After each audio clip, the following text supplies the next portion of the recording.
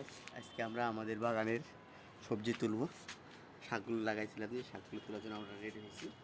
দেখেন শাকগুলো তো অতিরিক্ত ঘন হয়ে গেছিলো, ঘন অবস্থা আছে। এগুলো তুলে তুলে আমরা পাতলা করবো এখন। এই জন্য সকালবেলা আসছি। আর এগুলো আজকে রান্না হবে, কী দিয়ে রান্না হবে? চিংড়ি মাছ। চিংড়ি মাছ দিয়ে। এগুলো এখন আমরা তুলব যেন পাতলা হবে এবং শিখে শুদ্ধই তুলে।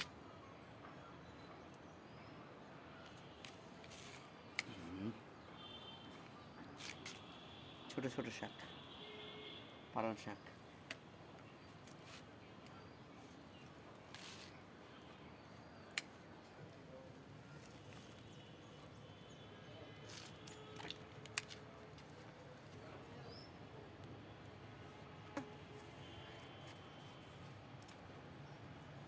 মাথার উন্নটা দাও।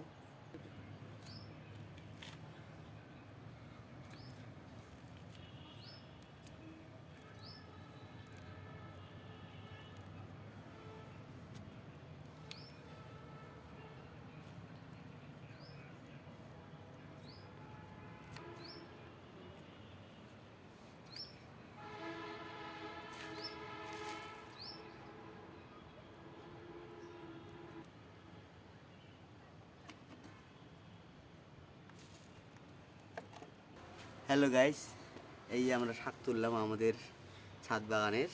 আমরা এখানে তুলেছিলাম, লাগাইছিলাম অনেকগুলো, অনেক ঘন হয়েছিল। আর এটা তুলেছি এই কারণে, কারণ এই আম গাছের এই যে ফল চলে আসছে, এই জন্য এটা পাতলা করে দিলাম।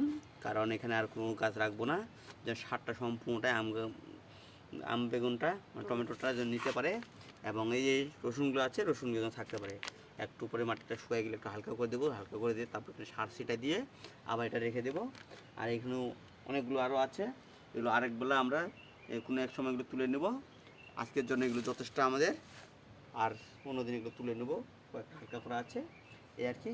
আর আজকে আরও কিছু ধনে আছে, ধনেগুলো তুলবো। তুমি কি দেখাবো একটু? দিয়ে আসা তো ধনেগুলো তুলে নেই।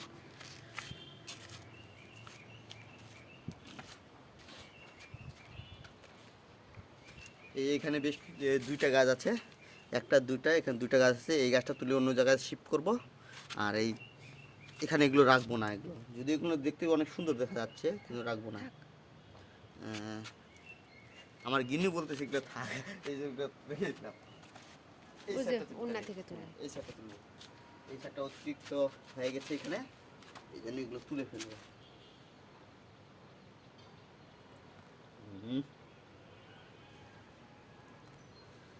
নিজের লাগানো সবজি তুলতে মজাটাই আলাদা লাগে।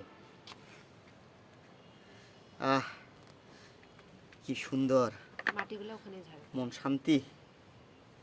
হাই, বাজারে ওইসব মানে ধুনা কিনতে পাওয়া যাবে না। কত সুন্দর।